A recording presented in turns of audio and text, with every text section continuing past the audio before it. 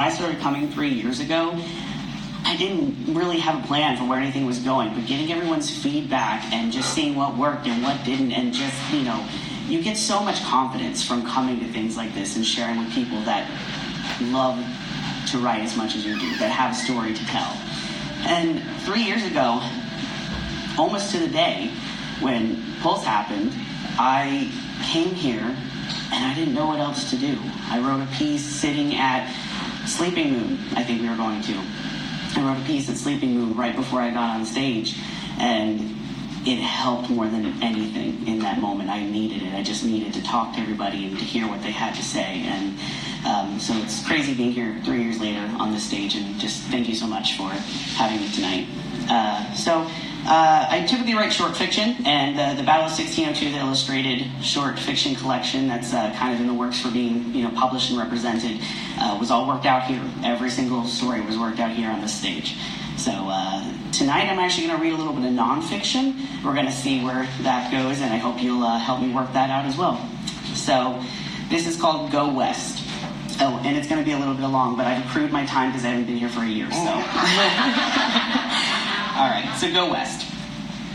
It's 10 a.m. in the valley, and there's a fucking coyote running past the front of my car. I'm still outside the nationally protected land across from a shopping plaza selling oat milk lattes and spray tans. At least 2 miles from Red Rock Canyon, even with a Taco Bell in view, somehow I'm already in the wilderness. A left on Charleston Boulevard, I leave what could have been a great morning snack of bean burritos behind, knowing I have 3 liters of water, 2 protein bars, and 1 banana in my brand new hiking bag. My shoes aren't quite broken in either, but still, I'm almost 10 pounds down since moving to this elevation, and not even a Baja Blast is going to stop my progress. I relocated to the desert for a reason. I'm here to conquer mountains. It's July in Las Vegas, and I'm a toasty little Quiznos sub baking under the red-hot coils of a cloudless Mojave mid-morning sun in my fitted tank top and shortest pair of jean shorts. There's a subtle, yet stylish, rainbow ribbon around the middle of my straw hat, as if I'm going to meet some guy out here that likes snakes just as much as I do. The Grand Circle Loop starts at the Red Rock Visitor Center, which is basically an homage to shipped-in geodes, wildlife t-shirts, and Gatorade vending machines. But I don't stop to shop today. I park the car, and with the plastic snaps on my bag fastened around my chest and belly fat, I hit the white sand and gravel that passes the connecting trail to the first part of the Moenkopi. Little creatures I've been calling chipmunks for months, but in reality are white-tailed squirrels, scurry across the path.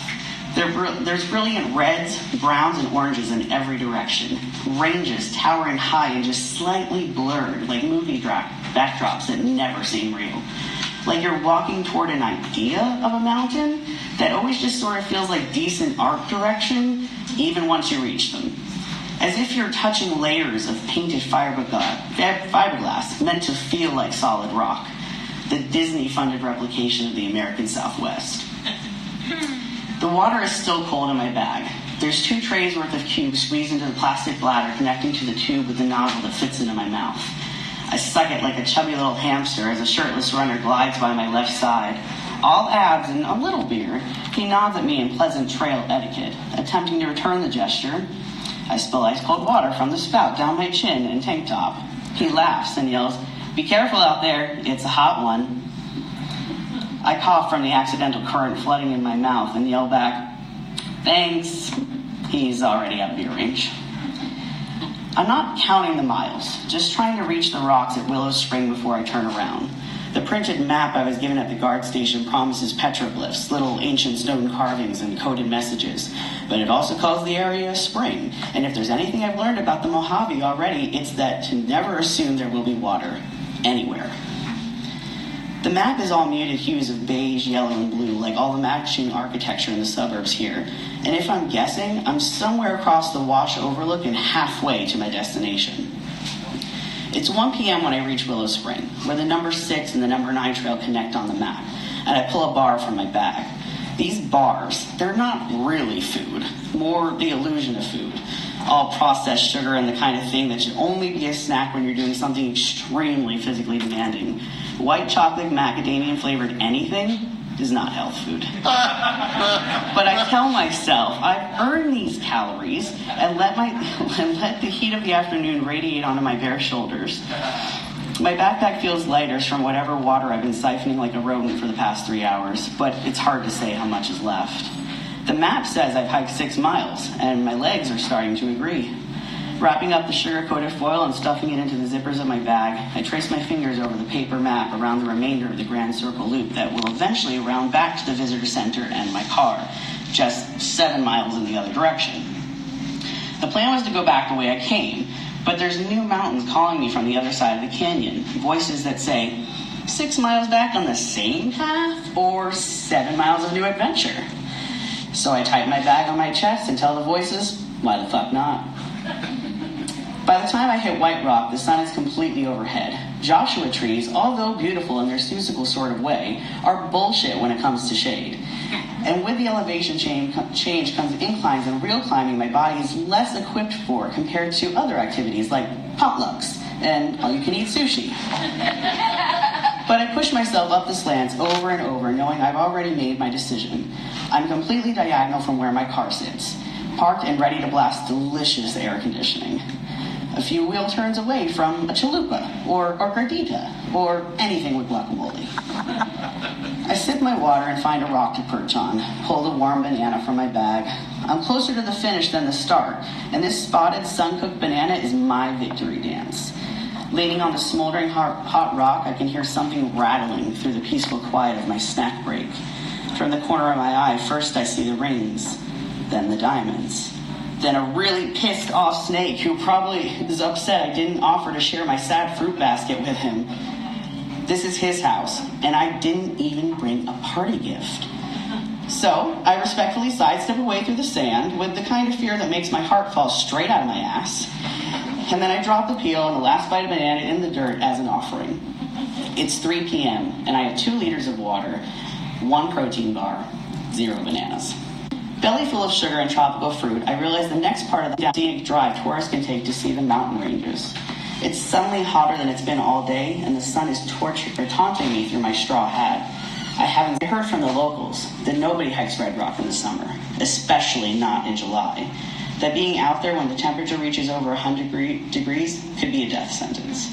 But I had a backpack. I had hiking shoes. I had a compass bracelet with a little built-in knife in case I needed to slowly James Franco my own arm off. I was totally prepared.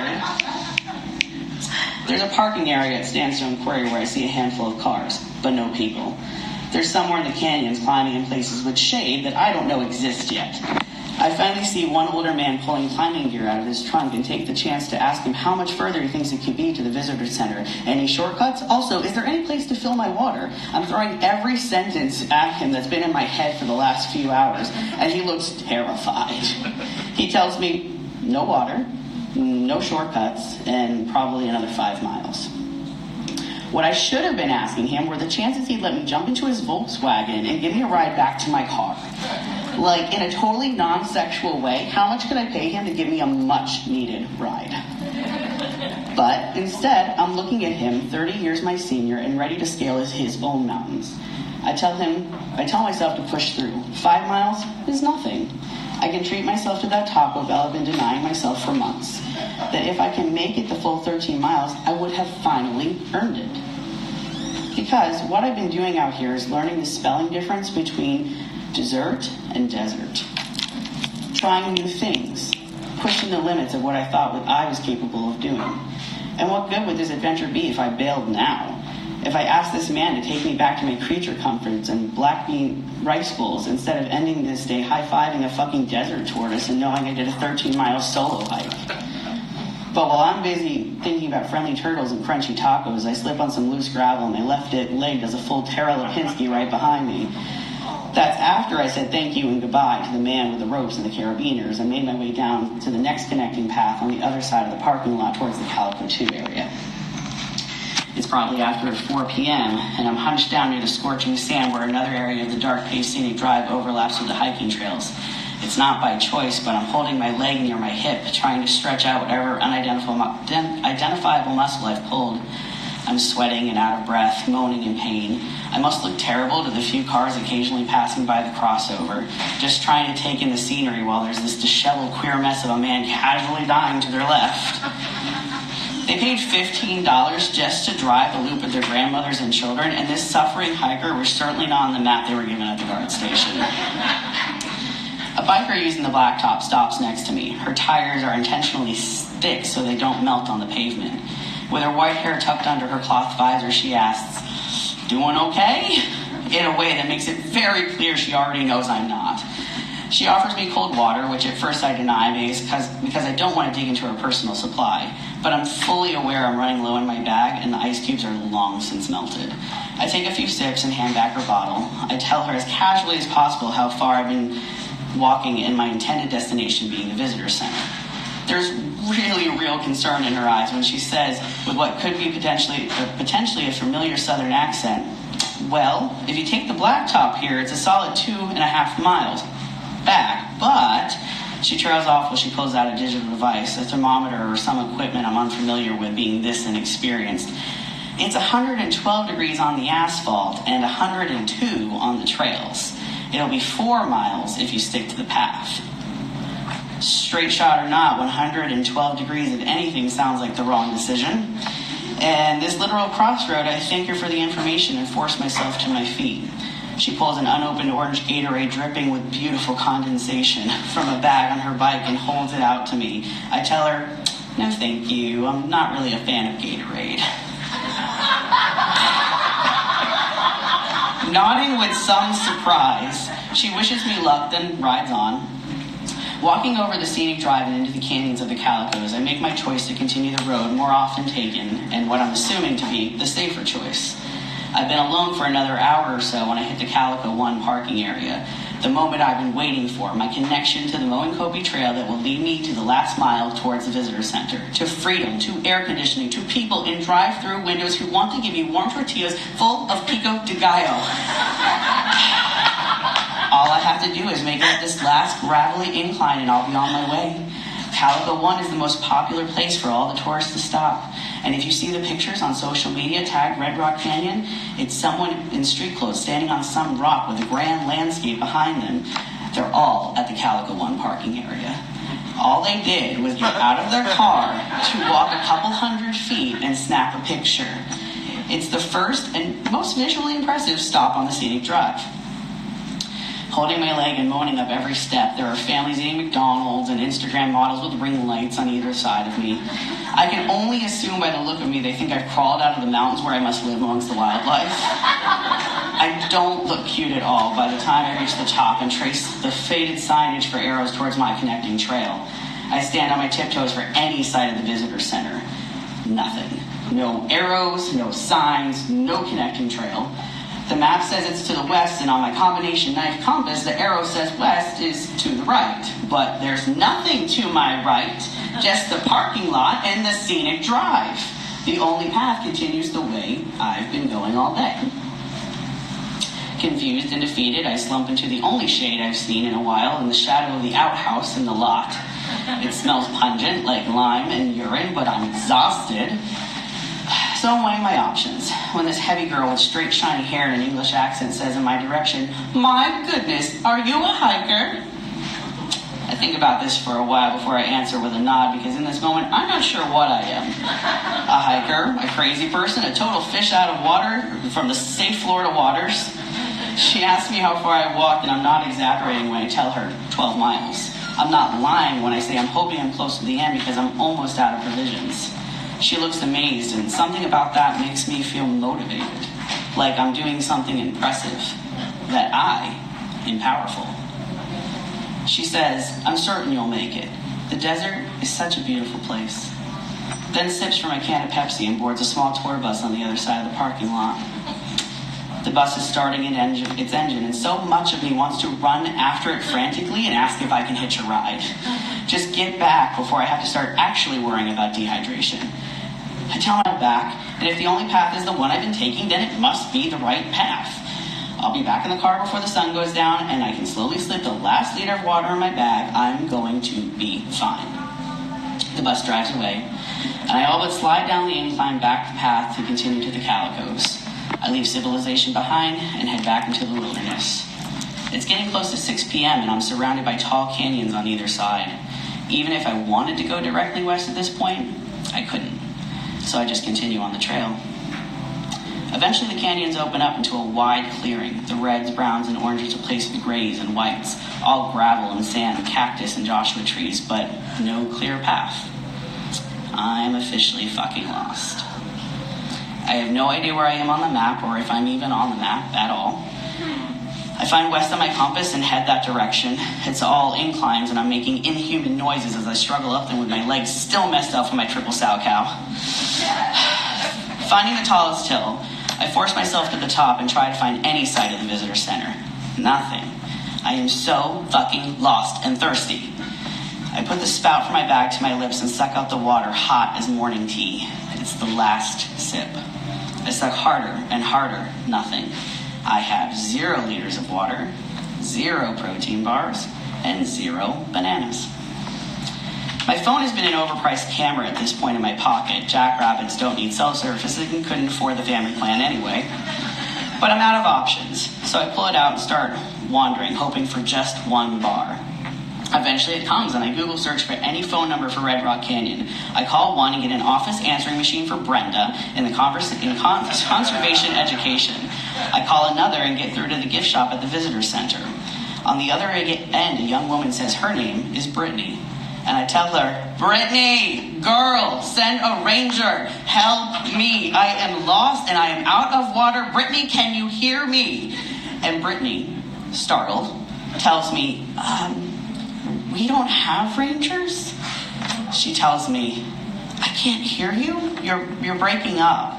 She says, just call 911 and see if they can find you, but it could take a while, and the call drops. My signal is gone. Thanks, Sprint. Thanks, Brittany. And now, all I want in the world is that orange Gatorade. The one the biker woman offered to me. I want to drink it all down in one swallow with my scorching hot throat. My lips are so dry and chapped they're sucking in on themselves, but somehow I'm still moving. It's sort of funny that I don't like Gatorade, because I recently found out Baja Blast is 50% Mountain Dew and 50% Blue Powerade. I like neither of those things, but the combination of both is incredibly enjoyable. 2 things I don't like creating something I do. Sort of like extreme heat and poisonous snakes. This is when I finally fall. When my body completely gives out and my hierarchy of needs turns into only a bottom base level. Air, food, water. But mostly water. All my sim meters are in the red and I have no way to fix it. I notice there are cactus spines sticking out of the rubber sole of my hiking shoes while I collapse into the sand against a rock. There's a long ring tail sticking out from under the rock right next to me. It could be a large lizard or another rattlesnake, but I feel myself just say out loud, just do your thing, buddy. Speaking for the first time in hours makes my lips hurt. They feel torn and bloody, and it finally hits me. I'm going to die out here. I'm going to become one of those bodies horseback riders and hikers find on the trails. And for a minute, I'm just glad I wore something cute. That this outfit is going to be the one they find me in. They're going to see my little yellow car parked overnight at the visitor center and realize someone didn't come back. So eventually they'll make the connection, find my ID in the car, and call my parents to let them know it only took 3 months for the desert to kill their son. Tell them my less interesting version of Into the Wild. And at least Christopher McCandless was in the snow, freezing to death instead of drying up in 0 humidity. What I wouldn't give for a snowflake. I'd do a dance, any requested, right this second, for just a drop of rain. It's getting closer to sunset, which issues a new set of problems. The upside being the sun will be gone, so perhaps I'd be able to move again, but I'd just be wandering in the dark. The coyotes didn't install streetlights, and they only like to party at night. The snakes, too.